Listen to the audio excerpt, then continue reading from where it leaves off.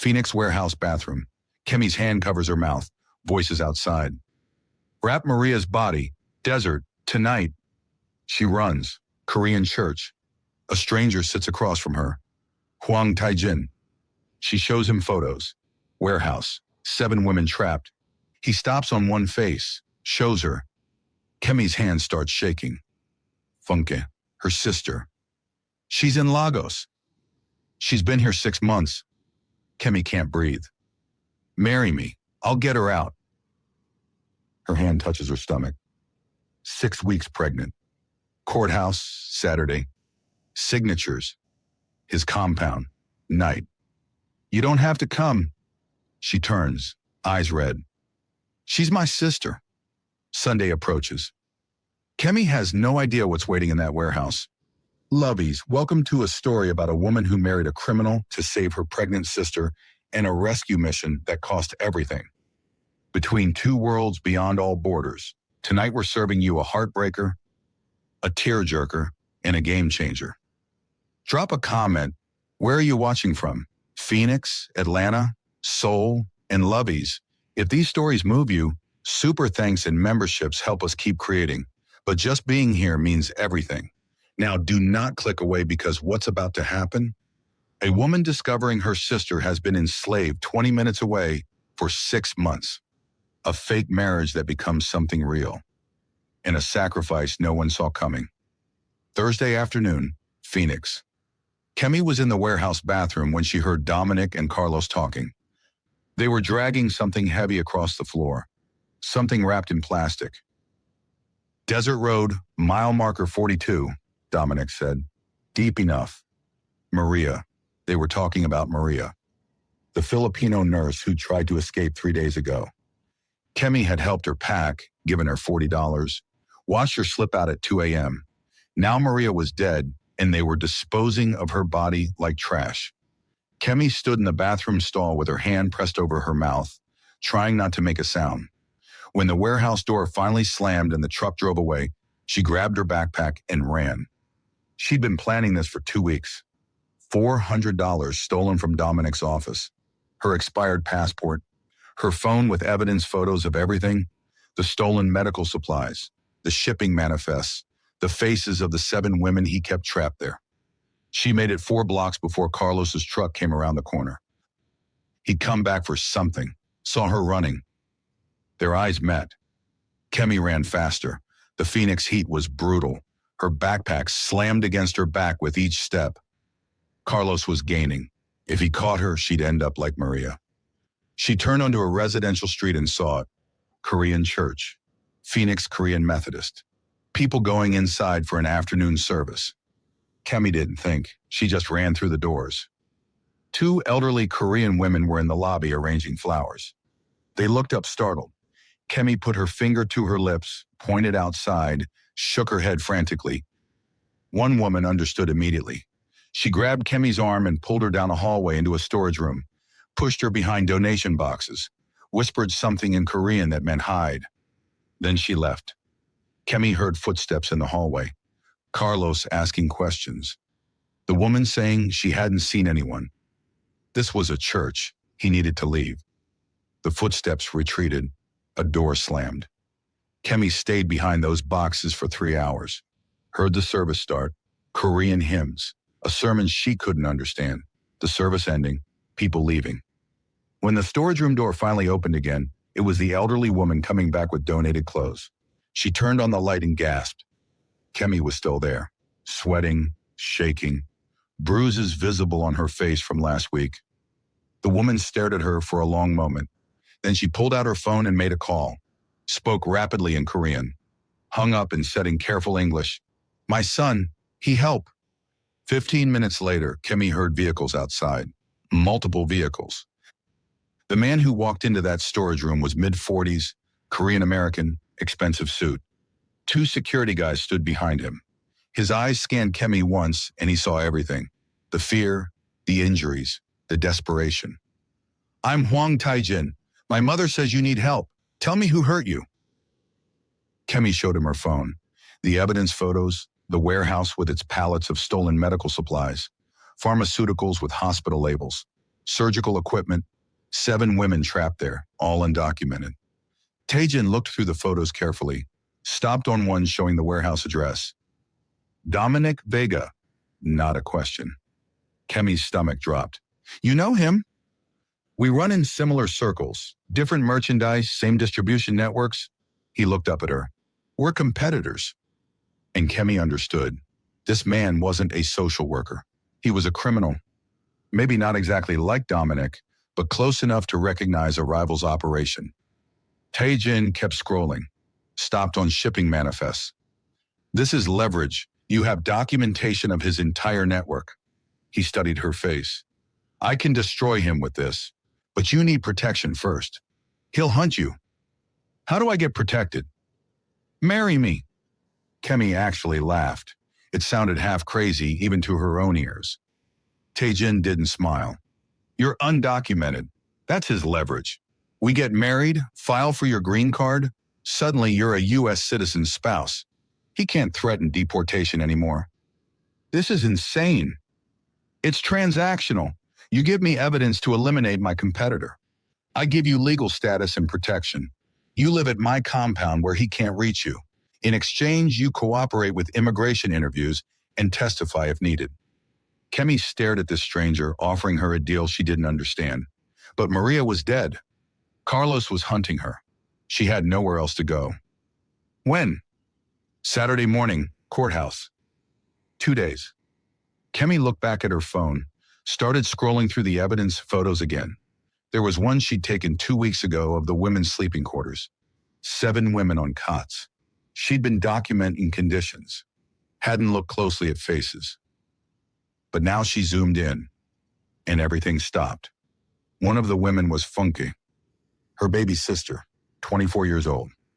6 months ago, Funke was in Lagos working at their cousin's salon, saving money, talking about university. But Funke wasn't in Lagos. She was here, in Phoenix, in that warehouse, 20 minutes away for 6 months, and Kemi never knew. Her hands started shaking so badly, she almost dropped the phone. What's wrong? Taejin asked.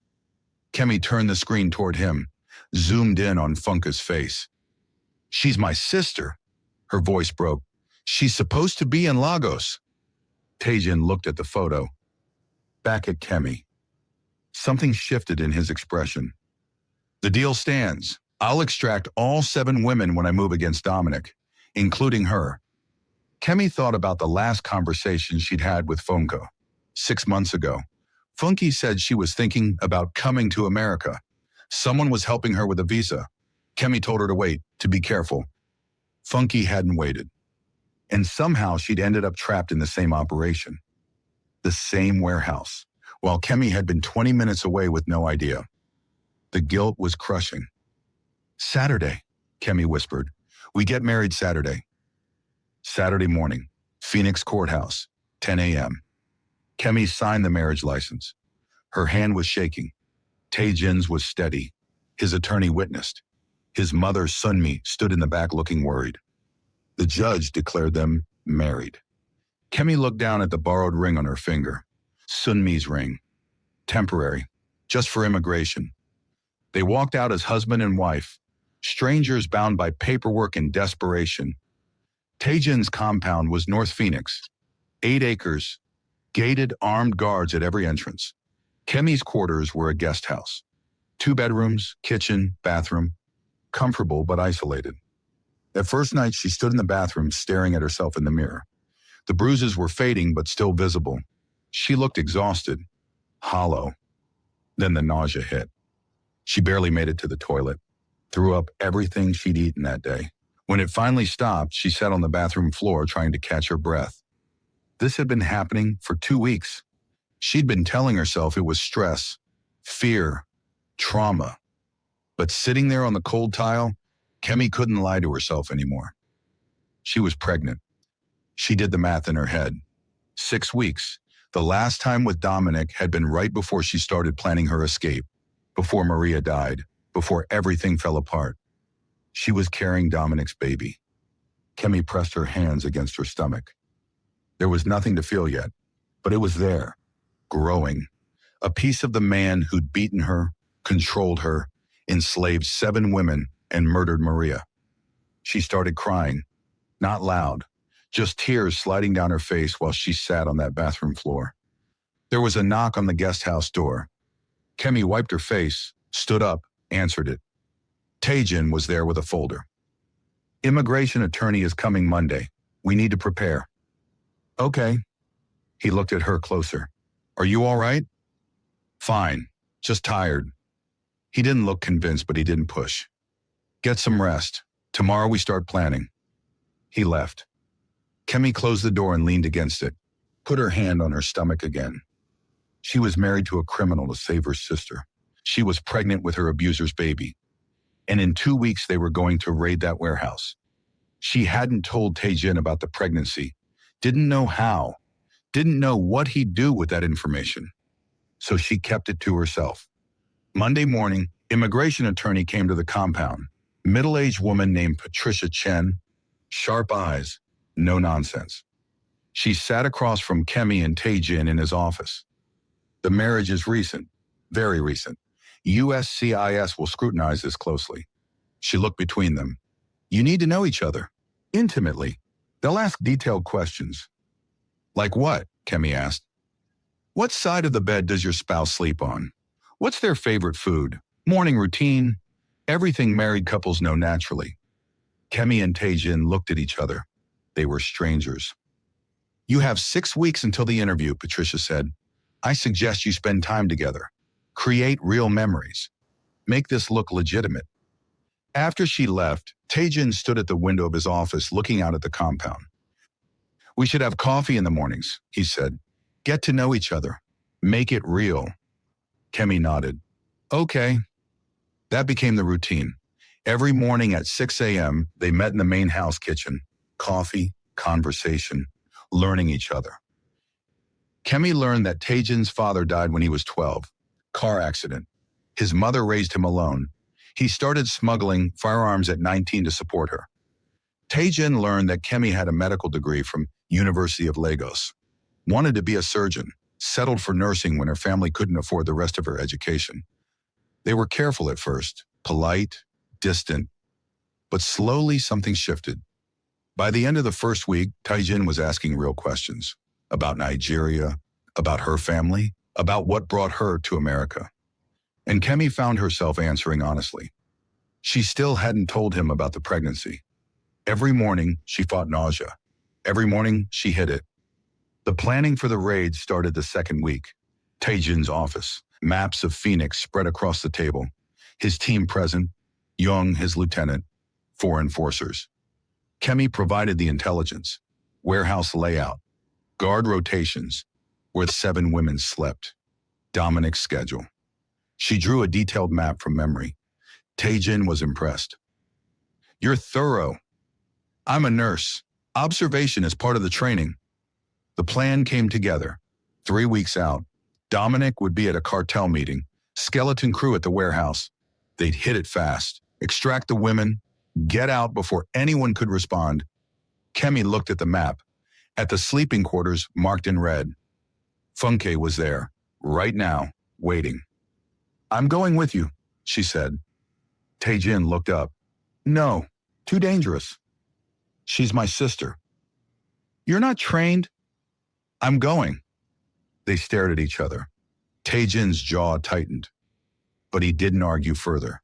He knew he couldn't stop her. 3 weeks. That's all Funke had to wait.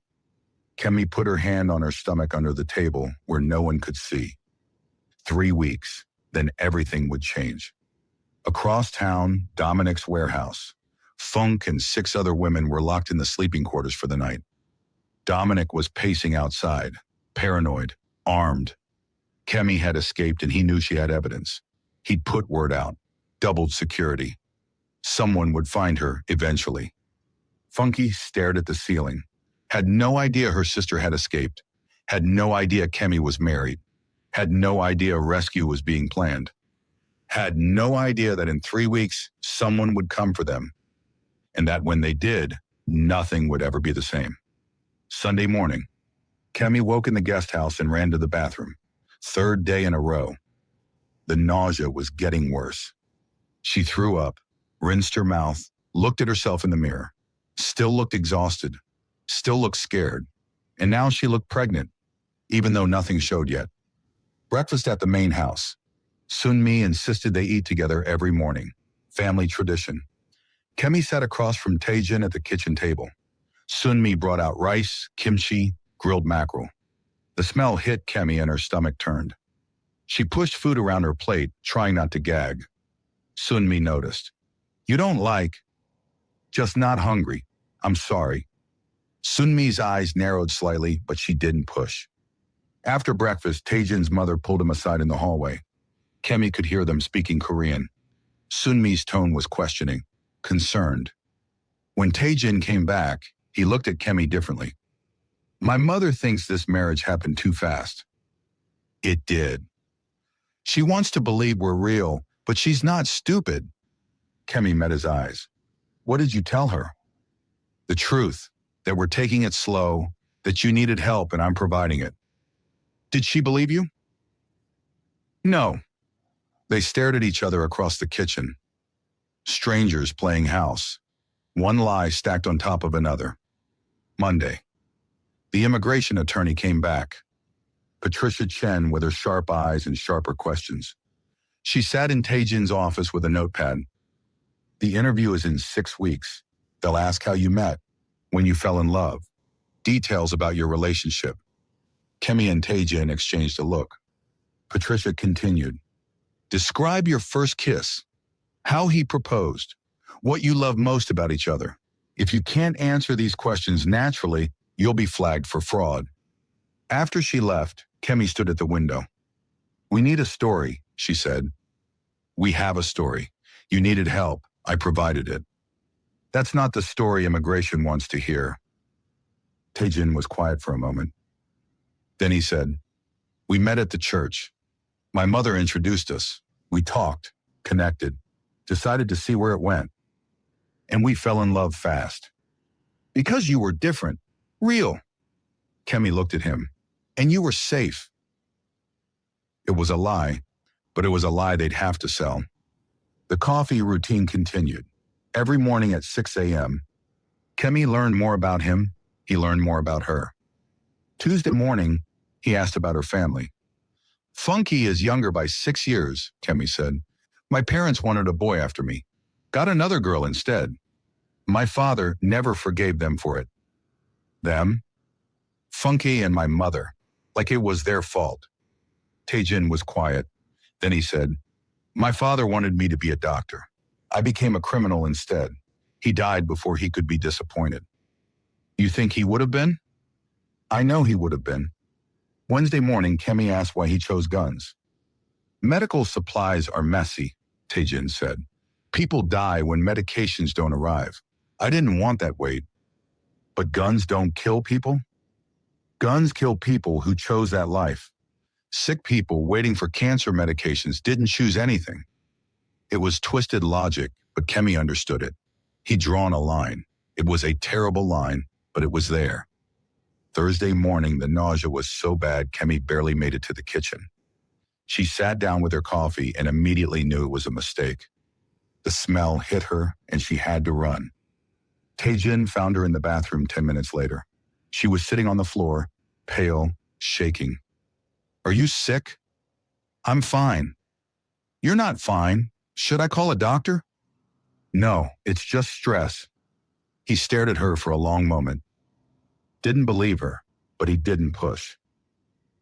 Friday. Self-defense training. Taejin took her to the compound gym. If Dominic finds you somehow, you need to be able to fight. He taught her basic strikes, how to break a hold, where to aim if someone grabbed her. They were close, his hands correcting her stance, his voice in her ear explaining technique. Kemi felt it, the awareness, the charge in the air between them. When he stepped back, they both felt it. He cleared his throat. That's enough for today. She nodded, didn't trust herself to speak. Week 2. Monday morning. Taejin came back from a meeting and Kemi saw it immediately. Blood on his knuckles, his shirt torn at the shoulder. He walked past her toward his room. She followed. What happened? Business dispute. You're bleeding. I'm fine. Let me look at it. He turned to face her. I said I'm fine.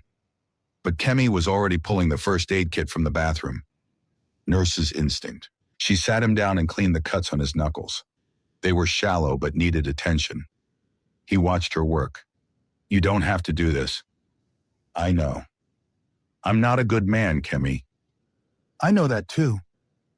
She finished bandaging his hand. Their eyes met. Something shifted. He stood up quickly. Thank you. Then he left. Kemi sat there alone, her heart pounding for reasons she didn't want to examine. Tuesday night. She couldn't sleep. Walked the compound grounds at 1 a.m.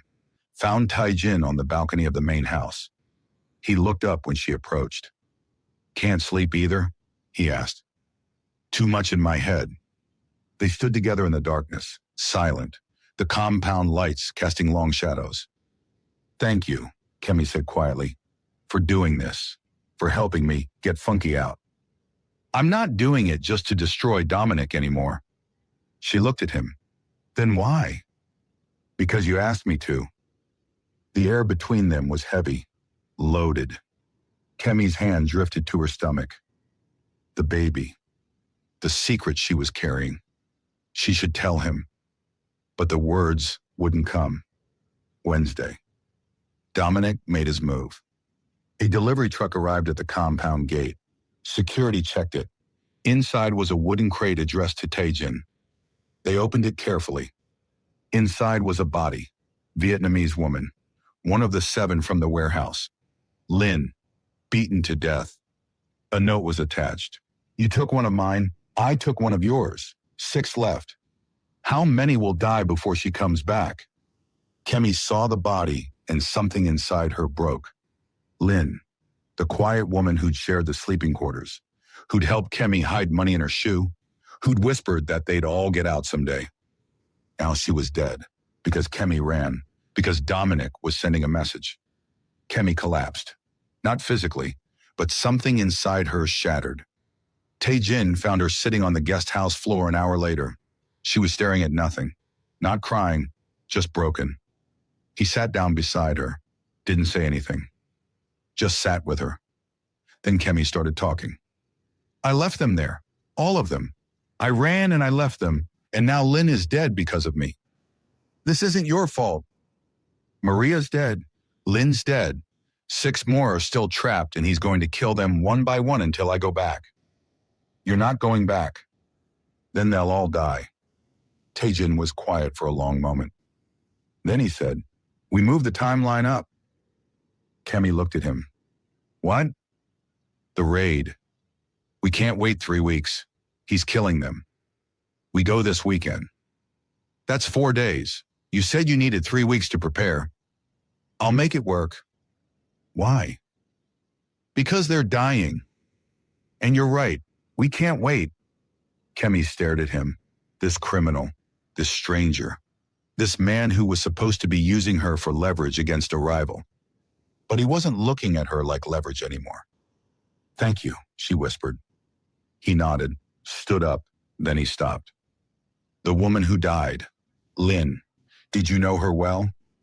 She helped me when I first got there, showed me how to avoid Dominic when he was in a mood. Then we'll make sure her death meant something. We'll get the rest of them out. After he left, Kemi sat alone in the darkness. Her hand went to her stomach. 6 weeks pregnant, carrying Dominic's baby, about to go on a raid that could get her killed.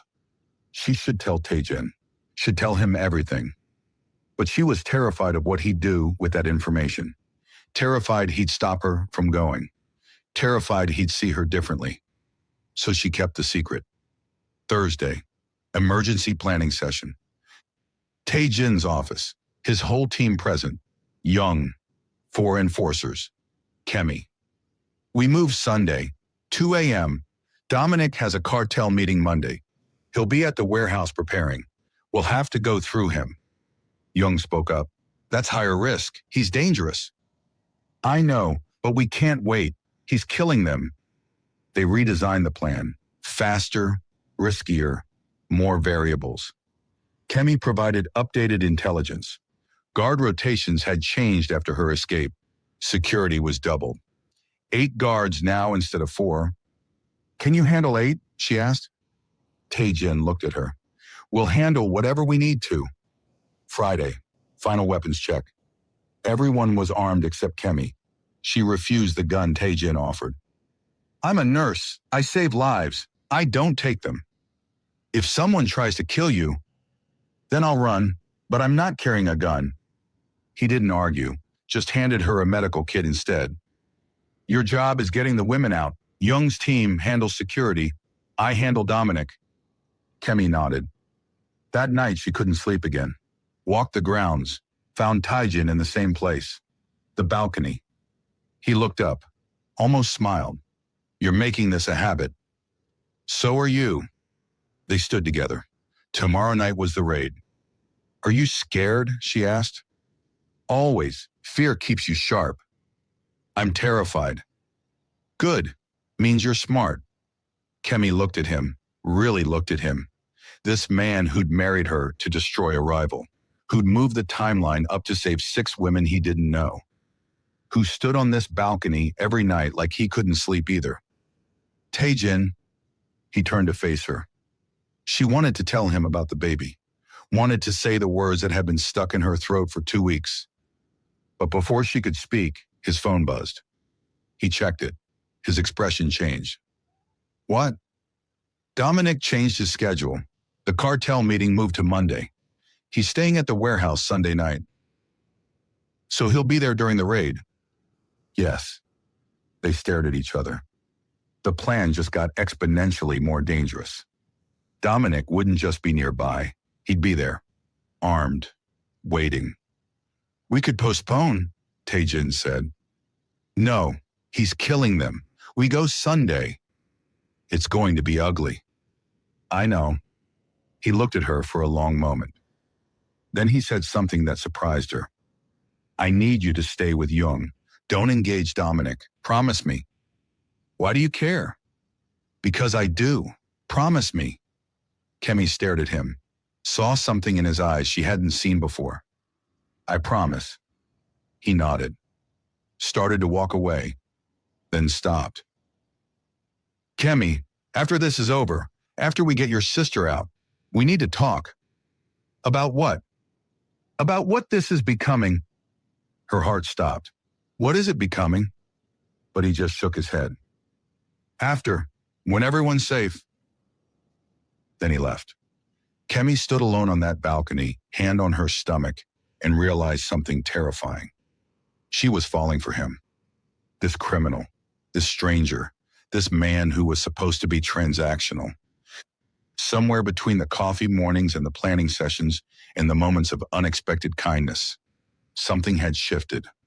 And in 36 hours, they were walking into a warehouse where Dominic would be waiting, where Funky was trapped, where everything could go catastrophically wrong. Across town, Dominic's warehouse. Funky and 5 other women locked in the sleeping quarters. Dominic pacing outside, paranoid, armed, preparing for Monday's meeting. He'd killed Lynn to send a message. Kemi hadn't come back.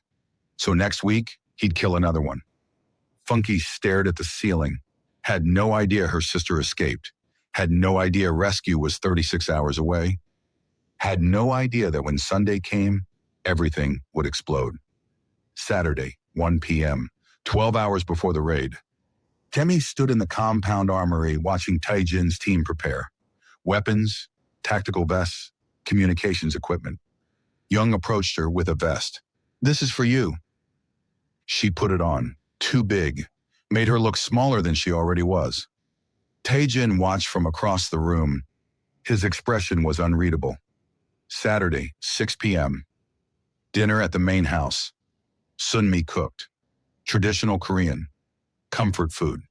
She knew what was happening tonight, even though no one had told her directly. She looked at her son across the table, then at Kemi. "Come back safe," she said in careful English. Kemi nodded, couldn't speak past the lump in her throat. After dinner, Sunmi pulled Kemi aside, pressed something into her hand. A small jade pendant, Buddha's protection charm. For baby, Sunmi said quietly. Kemi froze. What? I know, I see. Sunmi touched Kemi's stomach gently. You protect baby. Baby protect you.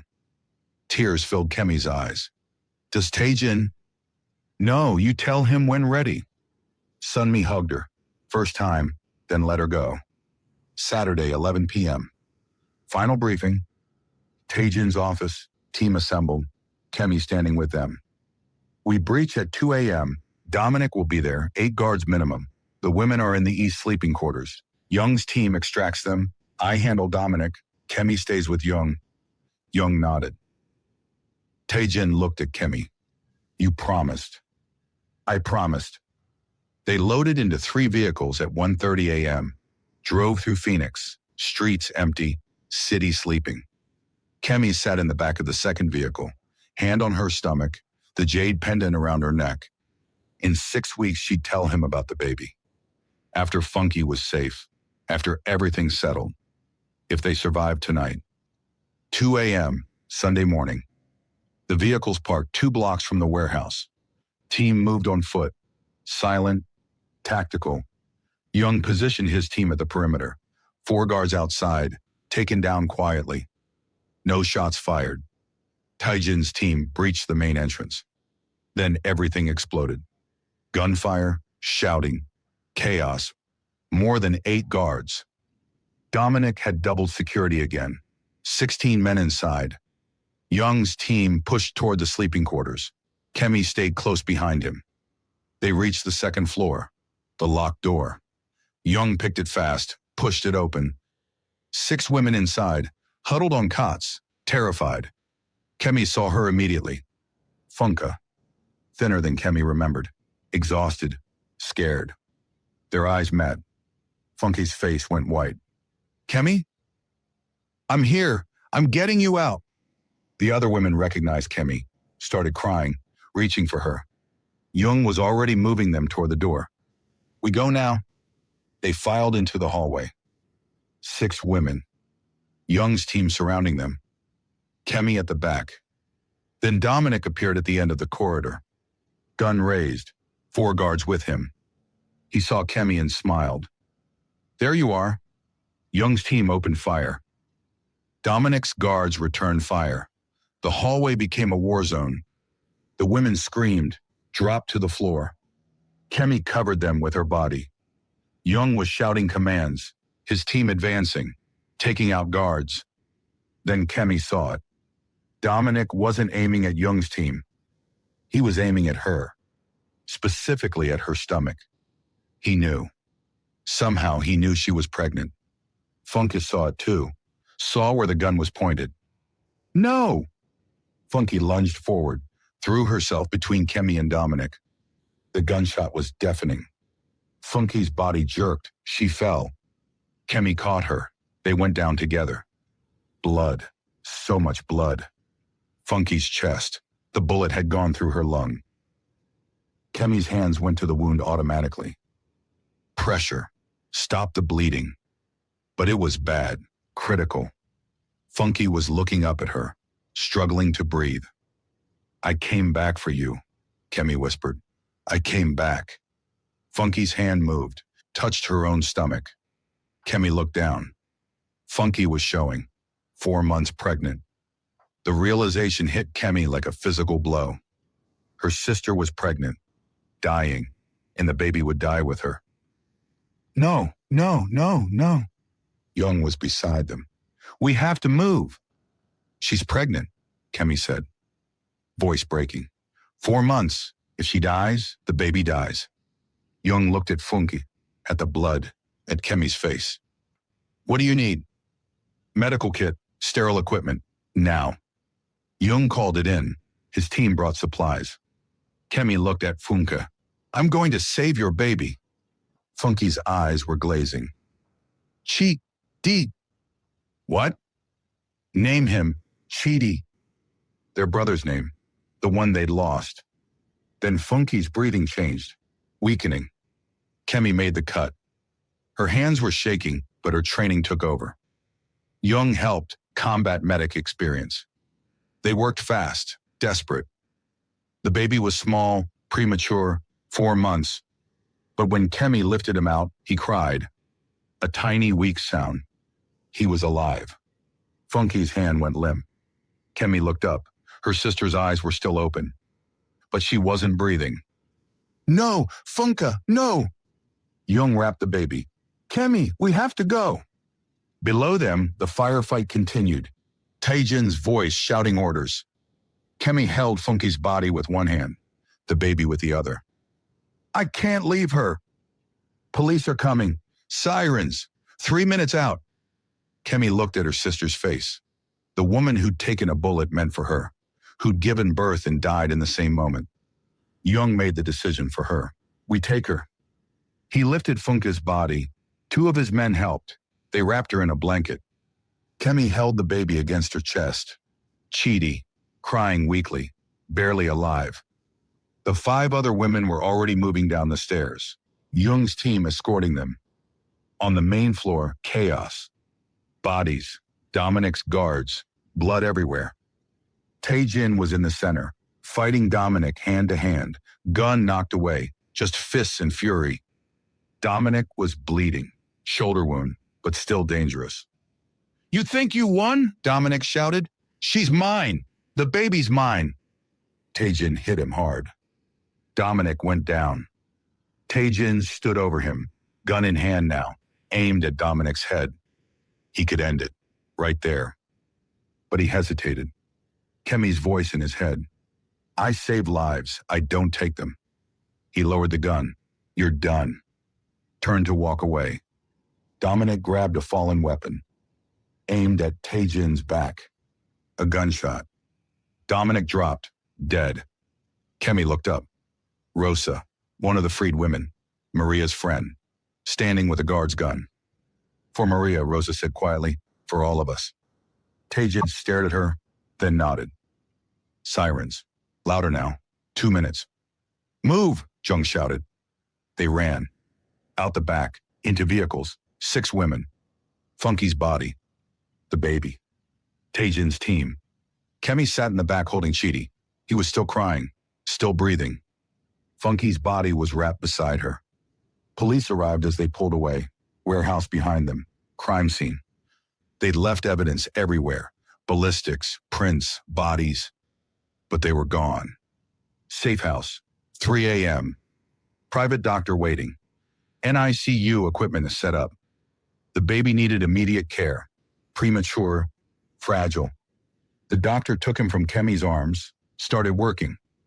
The 5 women were settled in rooms, medical treatment, trauma support. Funky's body in a separate room. Kemi stood in the doorway staring at her sister's face. Taejin found her there.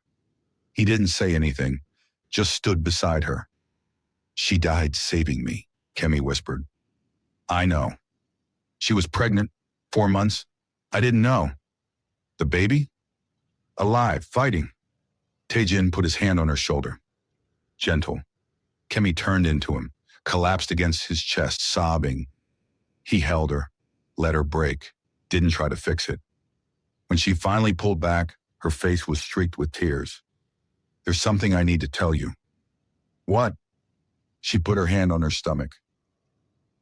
I'm pregnant too, 6 weeks. It's Dominic's. Taejin went very still.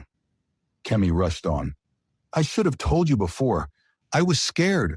I didn't know what you'd do. I'm sorry. He stopped her, hand on her face. How long have you known? Since the night we got married.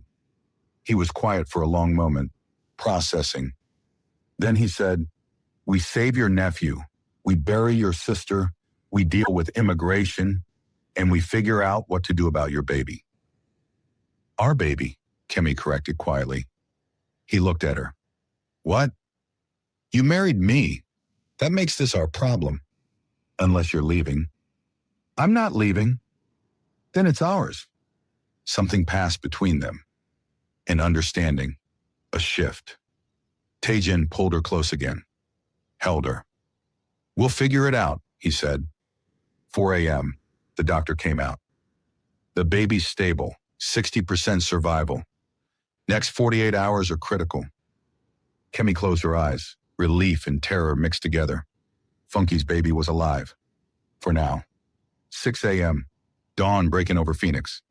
Kemi sat beside the makeshift NICU, watching Chidi fight. So small, so fragile. Funky's son. Taejin brought her coffee, sat beside her. What did Funky say? Before she died? Name him Chidi, our brother's name. Good name. They sat in silence. Then Taejin's phone buzzed. News alert, warehouse raid, 5 dead including Dominic Vega. Police investigating, linked to Hwang organization. They know it was you? Kemi asked. They suspect, can't prove it yet. What happens now? Attorney handles it. We're already arranging a deal. What kind of deal? Evidence against Dominic's trafficking network in exchange for immunity. You testify. The women testify. Bigger fish. Kemi looked at him. You planned this. I planned for contingencies. Smart, ruthless. Exactly who he was. But he'd also held her while she cried. Promised to help with her baby. Stayed when he could have walked away. Thank you, she said quietly. He looked at her. Really looked at her. We're in this together now. All of it. Kemi nodded. Together. A criminal and a nurse. A fake marriage becoming something real. 2 babies to raise. A sister to bury. And a future that looked nothing like either of them planned. Across the safe house, Chidi's monitor beeped steadily. Fighting. Just like his mother had. 48 hours after the raid. Tuesday morning. Kemi sat beside Chidi's NICU setup. He'd made it through the critical window. The doctor said his survival odds were up to 75% now. Still fragile, still fighting, but alive. Funky's body was in the morgue. Private facility. Taejin's connections. Off the books. No police involvement. The burial was scheduled for Friday. Kemi hadn't left Chidi's side except to sleep. She watched every breath, every heartbeat on the monitor. Taejin found her there Tuesday afternoon. The attorney's here. We need to talk about the deal. Kemi followed him to the office. Patricia Chen was there. Also a man in a suit. Detective Rodriguez. And a woman. D.A. Wilson. They had evidence from the warehouse. Ballistics, prints, witness statements from neighbors who heard gunfire. We know Hwang was involved, Rodriguez said. We just can't prove it definitively. D.A. Wilson leaned forward. But we don't care about the warehouse raid. We care about Dominic Vega's trafficking network. 50+ victims over 5 years. International operation. His associates are still running it. She looked at Kemi. You were one of those victims. You have firsthand knowledge, documentation, photos. What are you asking? Testify. Grand jury. Trial if it goes that far. Help us dismantle the entire network. In exchange for what? Immunity for everyone involved in Sunday's raid. The 5 freed women get T visas. Trafficking victim status. Path to citizenship. Kemi looked at Taejin. He nodded slightly. I'll testify, she said. The deal was signed that afternoon. Wednesday, the 5 freed women were recovering, medical treatment, trauma counseling. Rosa had taken a leadership role, organizing them, speaking for them. She came to see Kemi. We wanted to thank you for coming back, for risking everything. Funky died, Kemi said quietly. And her baby lives because of you. Maria and Lynn are avenged. 6 of us are free. That's because of you. Rosa hugged her, then left. Kemi sat alone, guilt and grief tangled together. Thursday. Kemi's nausea was getting worse. 8 weeks pregnant now. She was in the bathroom when Taejin knocked. You okay? Fine. You're throwing up every morning. Morning sickness, it'll pass. He was quiet on the other side of the door. Then he said, we should see a doctor. Make sure everything's okay. I'm a nurse. I know what's normal. Kemi. She opened the door, looked at him. I'm scared, she admitted, of what this baby represents, of what it means. It means you're going to be a mother to 2 children. One is Dominic's. One is yours. That's what matters. She stared at him. This man who'd married her for evidence, who'd become something else entirely. Thank you, she whispered. He nodded, left her alone. Friday morning, Funky's funeral. Small cemetery, North Phoenix, Korean section. Taejin had arranged everything. 20 people attended. Kemi, Taejin, Sunmi, the 5 freed women. Rosa, Young, Taejin's team. Simple coffin, white. Chidi was there too, in a carrier, stable enough to leave the NICU for 2 hours. Hemi stood at the grave and spoke. She was my sister, 24 years old. She came to America for a better life and got trapped instead. She protected me even when I couldn't protect her. She gave me Chidi, her last gift, her legacy. Her voice broke. I'll raise him to know her. Stories, photos, love. And I'll make sure her death meant something. My testimony will destroy the network that killed her. Rosa spoke next. Funky was strong, never broke, kept us hopeful. She saved Kemi, died protecting her. Ultimate love. We're free because of Kemi's courage and Funky's sacrifice. The coffin was lowered. Kemi threw the first handful of dirt. Others followed. She collapsed. Taejin caught her, held her up. After everyone left, Kemi stayed. Sat on the ground beside the fresh grave with Chidi in her arms. I promise you, she whispered to her sister, he'll know you. He'll know what you did. He'll know you loved him. Chidi made a small sound. Not quite a cry, just alive. 2 weeks later, USCIS office. Immigration interview, the fake marriage test.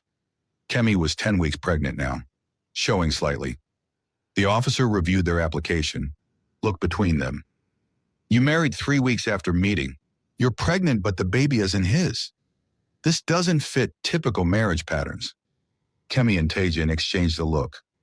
Then Kemi spoke honestly. We married for practical reasons. I needed status. He offered help, but somewhere it became real. The officer's eyebrows raised. Taejin continued. I didn't plan to care about her, didn't want to, but I do. The baby isn't mine biologically, but I'll raise him like he is. This isn't fraud anymore. It's family.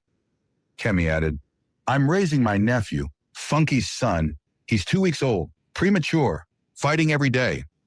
I'm pregnant with a baby that came from violence. Taejin is helping with both.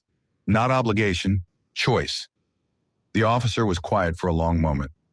Reviewed the evidence. Shared address. Joint bank account. Photos together. Testimony from the trafficking case. Conditional green card approved. 2-year trial period. Re-interview in 2 years to prove the marriage is still legitimate. If fraud is discovered, deportation and criminal charges. Kemi's relief was overwhelming. They walked out of the office together. In the parking lot, Taejin stopped. What happens now? We raise 2 babies. I testify. We figure out what this is. What do you want it to be? Kemi looked at him. Real. It already is. 6 months later, Kemi was 7 months pregnant. Showing daughter. Ultrasound had revealed the gender. Chidi was 7 months old, healthy, thriving. No longer premature, just a baby. The trial had happened 3 months ago, Kemi testified. 3 days on the stand, reliving everything. Dominic's network was dismantled. 12 arrested, 47 women freed. The 5 women from the warehouse had rebuilt their lives. Rosa's catering business employed 3 of them. 2 had returned to their home countries, all healing. Kemi worked part-time now, nursing at a community clinic, legal work permit, building her career again.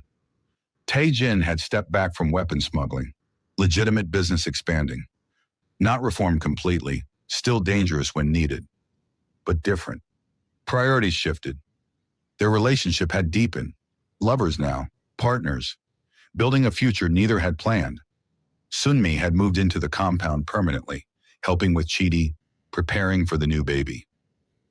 One evening, Kemi and Taejin sat in the garden. Sunset. Chidi on a blanket between them, babbling, reaching for flowers. Kemi talked to him about Funke. Your mama was brave, strong, loved you before you were born. She gave you to me so you'd be safe. She showed him photos, Funky smiling, younger, alive. Taejin watched, hand on Kemi's pregnant belly, feeling their daughter kick. When's the real wedding? He asked.